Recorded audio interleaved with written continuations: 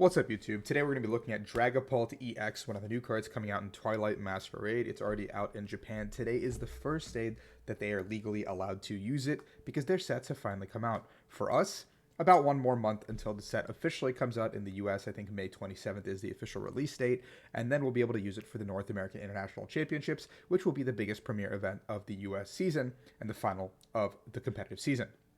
So if you're heading to that tournament, this will be a good video for you guys to watch. If you're not and just playing locals or whatever, Dragapult is still a fun deck to look at and watch and see what happens. I think this is one of the better new cards in the set. What does Dragapult do? I can't read Japanese. I know most of you guys can't either. So Dragapult EX says for a stage 2 320 HP Pokemon, no weakness but one retreat, 70 for a single colorless, not too bad, and then Phantom Dive 200 for a fire and a psychic, put 6 damage counters on your opponent's bench Pokemon any way you like. A very awkward energy cost that comes into the picture with fire and psychic, but you can play cards like Magma Basin, Armarouge potentially to move the energy up to the active and make an attacker in the same turn. And the one cool thing about the Dracloak, I think that's how you say it, Dracloak, yeah, is it has the ability Airmail. I don't know what it's actually called, but it's the effect of Airmail that used to exist on Pidgeotto. Airmail says look at the top 2 cards of your deck, put one in your hand and one to the bottom of your deck. So you basically get to cycle through your deck on these stage ones, basically just getting a +1 card every single time you use the Dracloax. So you really only need one Dragapult setup at a time. You have one Dragapult going, maybe 2 or 3 Dracloax on your bench. The active goes down, you get another one into the board.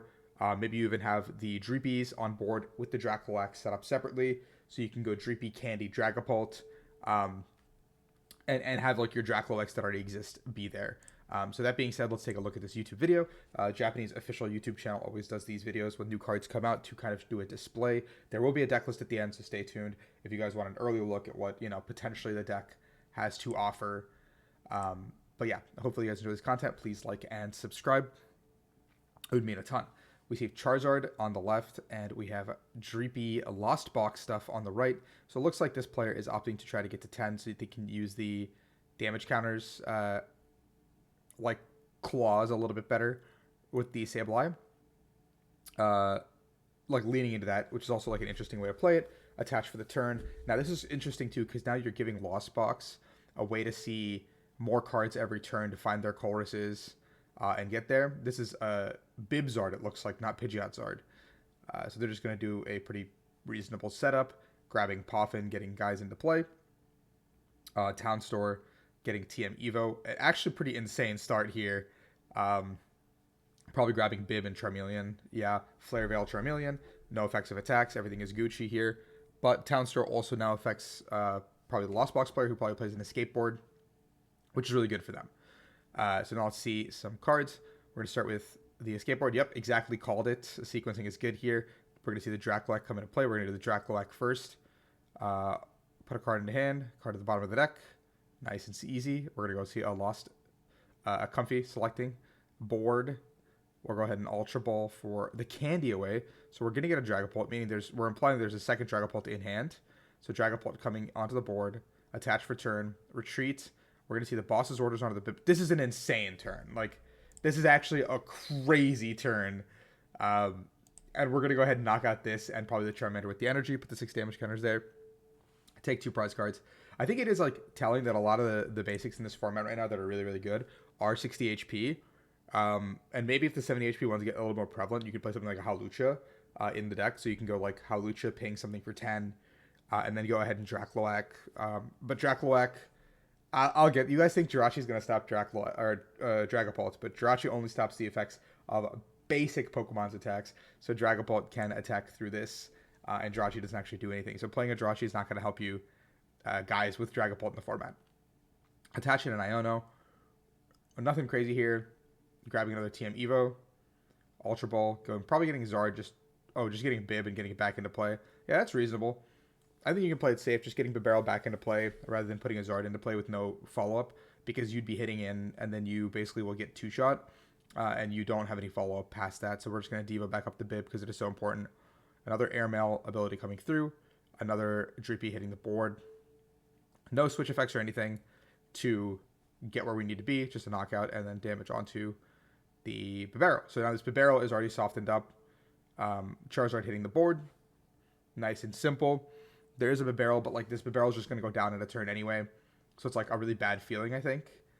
Town Store coming through for Max Belt. Max Belt being able to get us to, we're hitting for 270 right now, 320. That's perfect numbers, right? Yeah, I think that's right. So we have the one shot. So this was like pre-mediated. The Town Store has stayed in play for quite a long time now. The Rod coming through, Poffin getting another, probably Charmander and Bidoof. Yep. I don't know if we need to put those down, but I guess there's only 3 in the Lost Zone. So it's pretty unlikely that they can get a Sableye anytime soon. And 320 comes through, a free one-shot. Zard still seems incredibly scary for any deck to deal with, especially if Max Belt becomes one of the cards of choice. Another Airmail coming through. Boom, boom. Chorus. There's the first Chorus of the game. Fire and Comfy going. Another Chorus. Bundle. That's an interesting addition. I like that card quite a bit. Another Flower Selecting 7, which means now we have access to Gate plus Dragapult if we need it. So there it is. There's going to be a Super Rod putting energies back. Presumably, I think there's going to be a Gate here this turn. Let's go ahead and power up this Dracloak. It's going to become a Dragapult. And Vacuum would be really good. If we don't have Vacuum, I think we fall pretty far behind. There it is. Yeah, there's the Vacuum. We go to 8. Get rid of the Max Belt. There's like no world where we get rid of... Oh, we're getting rid of Sealstone. Interesting. We're going to Unfair Stamp. This is a new A-Spec if you guys didn't know what it does when a Pokemon gets knocked out. If one of your Pokemon gets knocked out last turn, you both shuffle your hands in to your deck and draw. If you're the player of the Unfair Stamp, draw 5. The other person draws 2. So this is just a great way to... honestly, it's a very annoying card to play into. So we're going to go ahead and set the board up that way and hit for 200. A little bit short. We're going to take the big barrel out too, which is nice. So I guess this is a pre-mediated play. The Zard will get a free 2 prizes back.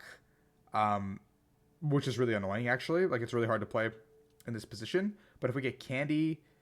okay, we're not... Okay, scrap the play. We're getting another Zard into play. This Entei is probably going to be the reason we lose this game. If this Entei wasn't on the board, we don't lose this game. So Defiance Belt also hitting the board. Retreat. And we're going to knock out with the Defiance Belt. Zard, 330. Perfect numbers. Going down. I think this Dragapult deck is just going to lose here. Because I think the Comfy version just seems kind of bad. As it stands, but we're gonna get to Sableye, I guess, next here. So maybe it's like a Sableye into Sableye angle. Town Store fail, Poffin probably fail. Yep, we're gonna go ahead and Flower Selecting, getting rid of Nest Ball. But what did we keep? Radiant Charizard. So this is like a Sablezard build, which means Blood Moon Ursaluna might also be. I don't know. Blood Moon Ursaluna might just be better. And there's the Entei that the boss. Yes, I knew the Entei would be the reason we lose the game. But also in this situation, if you find Sableye, you could probably Sableye the Bidoof, put some damage counters on either of these guys. Or just like put damage counters, like split them evenly in some way where it's like 1 here, 8 here, and then like 4 on Entei or something. Which then makes it so Radzard over 2 turns also just wins the game. Because you can't Tura both the guys now, leave the Bidoof up, you don't really care about the Bidoof. And you just have 2 prizes. So at some point, Radzard plus Countercatcher or Radzard plus Boss will win the game. So very, like, no Greninja, stuff like that. It's a weird list that I don't know if I'm necessarily the biggest fan of, but we'll take a look at this list and see how this Lost Box looks. Only 1 Dracloak, so this list was kind of leaning into Candy Dragapult a lot more than the free Airmail, which I don't know if that's the way I would play it. I would personally play it in a completely different way. But this is just kind of like a Sablezard list with Dragapult and Candies in it, which I think, like, Sablezard might just be better with something like Blood Moon or Saluna. And you can play Rad Greninja now. Or you can even play Radzard, so now you have a Radzard effect, and you have a Blood Moon or Saluna effect. And I think Blood Moon or Saluna also like techs itself into this deck pretty well. So I think we got pretty lucky to find our one-off Vacuum. Not a ton of ways to find Chorus, no gears, none of that stuff. So it's pretty unlikely we would have ever found some of those pieces, but I do like the idea of the deck, and I think that... Oh, sorry, I don't like the idea of the Lost Box deck. I think there's probably a better way to play it for sure. Maybe just like straight, like a 4-4-2 or 4-4-3 line of Dragapult with some other supporting cast like Pidgeot or Charizard or something that helps you like do something else with your game state. So thank you guys for watching. Hopefully you enjoyed this video, and hopefully you guys enjoyed Dragapult as much as I hopefully will as well. So thanks everyone, and peace out.